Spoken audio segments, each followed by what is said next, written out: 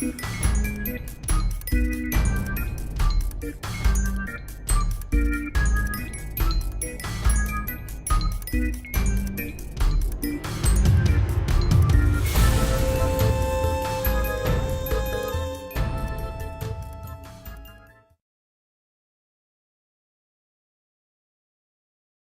everybody, it's Doug here, Doug Mystic Guy on Board Game Geek, bringing you our third episode of Claustrophobia using the De Profundis expansion. And we're going to get right to it. Without any further ado, we're just going to get right into our next turn. So I have to tell you, pulling out this sanctified zone earlier on in the gameplay in the first turn or so really has benefited our human player. As it has prevented the demon player from being able to really attack them much, because if a troglodyte tries to pass through here, it's going to die. It's going to take damage. Even the hellhound, will, if they pass through, will take 1 point of damage every time they enter that area. So yeah, it's really segmented the game. Now, with that being said, I'm going to go roll initiative for the initiative phase and show you strategically what the human players are going to do. They can really keep messing with the demons using that sanctified zone. That being said, we're going to roll our initiative rolls. Now remember, normally we roll 1 die per character, which is 4 dice, but because of our Sicaria's tactician ability, we get to roll an extra die, and we get to choose the 4 out of the ones we have. And that was a particularly bad roll, but it's not necessarily bad in this game. I mean, high or low, it doesn't really make it bad, but it does prevent us from using too many of our cool abilities. So let's go see what we're going to do with those with the characters now. Well, I think what we're going to do for sure is give the Sicaria the 3, because that'll allow her to move 2, and then I think we'll give the Condemned Blade a 1, because that gives him a high combat rating if he gets in a position where he's attacked. Not much in defense though, and we'll give the 2s to the Condemned Brute and the Redeemer, which doesn't allow the Redeemer to use any of his special abilities, but it does give him a 2 dice in combat if he has to get in a fight. So let's go back. Now that we've done that, let's go back to the table. I think we're going to start with our Sicaria, since she can move pretty far. So the demon players established a hole right here that the troglodytes can travel through. So I was thinking to myself, well, we can make that not very effective for them by simply going 1, 2 with her to that space and start heading the other direction. Now we'll basically force them, if they want to come out there, they have to go through that way. So let us move our Redeemer next. So it's a funny thing. You know, every time I set up my camera and get ready to start filming some things, I can almost guarantee some form of interruption. That one was my phone. But I can sit there for hours without any interruption. As soon as I open up my camera and start filming, something will happen. You know, my kids will start fighting. Who knows? Anyway, we were about to take the Redeemer's turn. And basically, he is simply going to move to here. And that's going to be his entire action. And then we'll take the Brute. The Brute will move... I think the Brute might stay. If the Hellhound comes forward there and they get in a fight, well, he's not going to attack him. Still think the Brute will stay. We'll move him up 1, and I think with that, yeah, he's only going to move 1 as well. So we're not going to get to explore a new tile in this turn, and basically that is going to end the turn of the human players.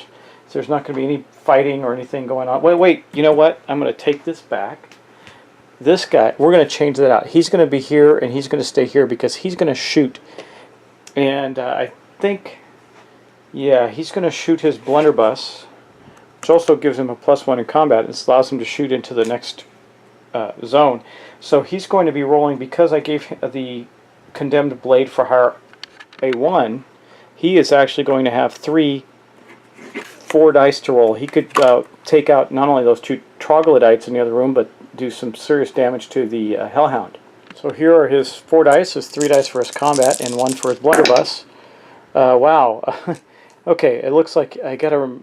The trolls, I believe, yeah, their defense is 3. So he did do 2 points of damage, which will kill these 2 trolls with his blunderbuss. And that will actually end the human player's turn. Now we're going to move to the demon player's turn. Well, so we got quite a bit of stuff built up, and we're going to roll 4 dice instead of 3 because we had one on this spot, the calm before the storm. Now, just to give you an indicator, you know some of these are in red, some of these are in black. The ones that are in red can only be used 1 time per turn, and that's why they're in red. So let's roll some dice here and see what we get. Ooh, great roll. Wow, nice. Okay, well, I mean, the 12 plus is the... we could do a damage to a human warrior, but I want to activate the Hellhound that's there. So if we give him a 6, he'll have a...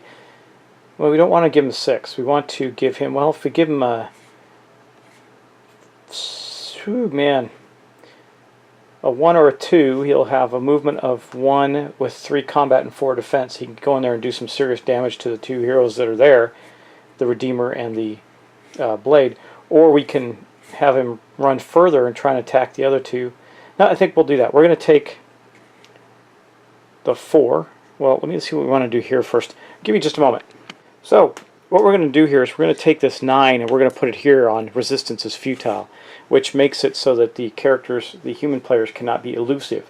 And that will stop our Blade from using his elusive ability.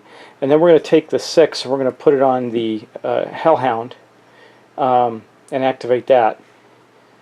Let me see, I think we're also then going to take another 6 and we might even, I don't know if we're going to summon again this turn or not. We really need an opening, something that's going to help us. So I think we're going to draw an event card. Maybe that'll help us get some creatures into the fray much faster. But we are going to move and attack with our Hellhound. You know, I probably should take more risks with this because it's still a die roll when they enter there, whether or not they take damage. But our Hellhound is going to go here, and he is going to roll a die. He's only going to get 1 die, but he's got a high defense to see if he can do some damage to the Redeemer or the Blade. Let's roll our die here. 6. Wow, he did do damage. So I think he would have attacked probably the Redeemer, because the Redeemer, he would have attacked the Redeemer. The Redeemer has, well, he's got a defense of 6. Let me think about this. Which one would he attack? I'm supposed to pick beforehand, so let's assume he would have attacked the Redeemer. So he's going to do a point of the Redeemer to the Redeemer. The Redeemer gets to choose which point area he gets to take damage in. So let me show you that. Okay, so he's going to have to cover up one of these slots. And I think we don't want to cover up the 5 or the 4 or the 3 because those are also attached to our special abilities. He wants to keep a high defense, so we always have the 5. I think we're going to do the same thing and cover the 6 up. Well, that gives him his highest defense. Actually, his defense right now is a 4 anyway. The Blades was a 4, so I mean we definitely got a hit. Yeah, so that's where he's going to do the damage, and that's going to then end the Demon turn as well, except we have to draw a card for them. Okay, let's see what we get. We get Cave-In. Oh, this might be very good. Play during the threat phase. Place a Cave-In token on an opening of your choice. Until the Cave-In is cleared, no warrior can cross the opening anymore. I know what we're going to do with that. We're going to force the heroes back the other way. Clearing the Cave-In is a combat action which can only be undertaken by a warrior whose combat characteristic is at least equal to 2 and who is on the tile adjacent to the blocked opening. Okay, we definitely have a good purpose for that Cave-In.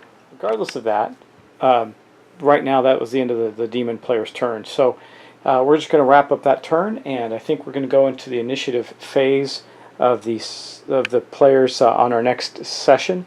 These are going to be actually this one's very short, so let me do 2 turns in this one as well and keep us going. So we're going to go back to the initiative phase for the humans. Okay, here's our 5 dice for our initiative rolls. A 4, 4, 3. Wow, so basically that one, well, we could still use the one. It might be useful to us. Let me think about what we're going to do here. First things first, our Redeemer is going to place this combat bonus from his blessed ability on the condemned Blade. And then I think we want to use a 4 on him so that he can activate his aura of healing. So we're going to do that, which is a 4. So that's going to go with him. He wants to be able to activate his aura of healing and actually heal the damage that is. I think it says Redeemer can heal a line of action of his choice from one of the condemned warriors. Oh, well, he'll have to move to do that, which he may still do. He is not elusive though, so we have to kill the Hellhound that's there. Giving him a 4 will only give him well, he doesn't have a very high combat rating, so that's about the best we can do for him. What we could do is give him the 3. Actually, let's do this. We're going to give him the 3. Now, normally that would also allow him to have the elusive talent, but since the demon player rolled that 9 last time on their board, and the elusive talent, and it has no effect this turn, so neither the Redeemer nor the Blade can move out of there until they kill the Hellhound. So I think what we're going to do then is take the 4 and put it on. We want to give a higher combat rating to somebody. You know, we might use that 1 for the. Yeah, we're going to put the 4 here with our Condemned Brute. We'll put the other 4 with our Sicaria, and the 1 we're actually going to put with our Condemned Blade. It makes him a higher attack, so he's going to have a 3, 4, 5 plus 1 for his blunderbuss, so 6 attack dice against that Hellhound, and I believe we'll have him go first.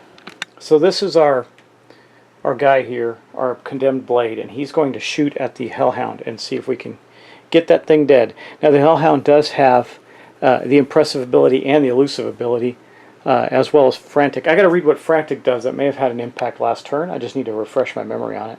Yeah, it does. It allows him to reroll a combat die once, so we could have maybe done an extra point of damage last turn, but we're going to move on. We didn't do that, so we're just going to start with our human player. So the Condemned is going to fire his blunderbuss and roll a whopping 6 dice against this Hellhound, so hopefully he'll kill it. The Hellhound's defense is a 4. Well, actually, yeah, this one actually rolled a 6, so the Hellhound's defense is currently a 5. So for every 5 we roll, wow, we got 1, seriously? And then a bunch of 4s. Nice. Just not enough to do damage. So I didn't, oops, you know what I didn't do? I didn't roll for the damage for the Hellhound when he entered the space, so I'm going to roll that now. If he rolls a 5 or better, he's damaged. He did not, so he actually only has 1 point of damage on him. I'm going to put a damage marker on his card, and we'll continue on. Needless to say, our Redeemer's not impressed. He was hoping that the Blade would have killed that guy, but he didn't. So we may have to move our Condemned Brute back and make an attack roll. We'll see. Well, I think our Redeemer is going to be forced to attack with his Blessed Hammer. Let me show you what that does. Basically, if he hits, scores a hit. I remember that the Hellhound's defense is 5 right now, and the Redeemer's only going to get 1 die. So if he rolls a 5 or a 6, he'll kill the demon outright. So let's roll our die. Oops, rolled 2. 1 too many. Let's try that again. Well, it was a 4 anyway. That first one was a 4, so he did not hit the Hellhound. This is not going that well for the human players this turn. So the Brute, who is going to have 2 dice, is going to have to move in and attempt to... wait, I got to look at the impressive ability. He may not be able to. We may not be able to move in there and help them. Maybe the Redeemer and the Blade for Hire may just have to duke it out on their own. But let me check that, and I'll be right back. So impressive doesn't prevent the Brute from entering the space. It just prevents another warrior from leaving the space if somebody's in the space with the impressive ability. So we're going to roll 2 dice for our Brute, and hopefully he can roll a couple of 5s and maybe kill this Hellhound. Okay, here we go. Wow, so you got 1 more point on the Hellhound. Still not enough to kill it. Now, we can't move another hero into that space. You can only have 3 of each type, hero or demon, in a single space. But we are going to drop a 2nd wound on the Hellhound. And at the very least, the demon player is really occupying the time of the human players and keeping them from exploring a little bit. Our Sicaria is going to get to explore, though. So our Sicaria here is going to explore over here and head in that direction with her movement of 1 that she got a 4. She actually has a movement of 2. So for her first point of movement, we're going to get, oh gosh, another hole. That's not great. So let me place this tile. We're going to have to move some things around here just a moment.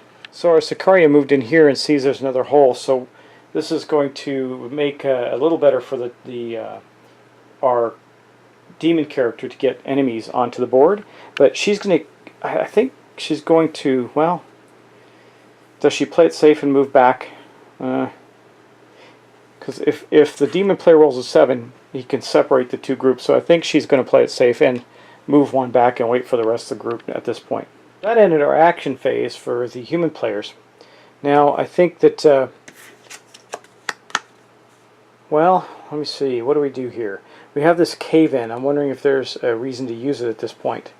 We can kind of drive the heroes in a certain direction, but now that there's a hole on each side, I think we're going to wait on that. Also, we can do this, but I think we're going to do a heck of a lot of summoning this turn, and we'll show you where that's going to come into play. So we have a decent amount of threat points. We have 2, 4, 5, and 6. It might be worthwhile bringing in our first Demon of Destruction. Keep in mind that it's a 4 health creature, got 4 movement, 1 combat rating, and it might drive, the only fear I have is that'll drive the human players in the other direction, forcing the, well, the demon can still pass through that sanctified zone and possibly not take damage. So I think we're okay, but you can see that the Demon of Destruction gains +3 combat if the tile they're on also contains 2 or more human warriors. So he's pretty darn nasty. It'll give him a combat of 3, defense of 4, movement of 2, and he can move every turn. He doesn't need to be activated with a die like the Hellhounds. So let's do. I think we're going to do that. So, but we got to roll our dice first for our threat phase, and we're going to roll 3. We don't get any extra dice this turn, so let's do that. Okay, here's our roll. We got a 5, 4, and a 3. So, yeah. Boom on there. Actually, I have one more TP. We're going to do that. That allows us to drop our enemies right into the spot where the other enemies are, and I think that's going to give us a huge advantage as the demons. And then I believe that we're going to need some more threats, so we're going to spend our 3rd die there. Now, it costs 5 to summon the demon, so there's the demon. And it costs 3 to summon the Hellhound, so we can't summon the other Hellhound, but we can also gain 2 troglodytes. So I think we're going to use all the threat points that we have this turn and summon some beasties onto the board. This is going to be a bad day for our human player at this point, because with those 5 points and giving us the ability of a taste for blood, it says during the threat phase the human warrior can no longer prevent the appearance of troglodytes and demons, but they can still enter the game via a non-explored opening. Meaning we could enter them as normal, but we're not. We're going to do this. We're going to have them pop up right in front of them, which I think will be fun.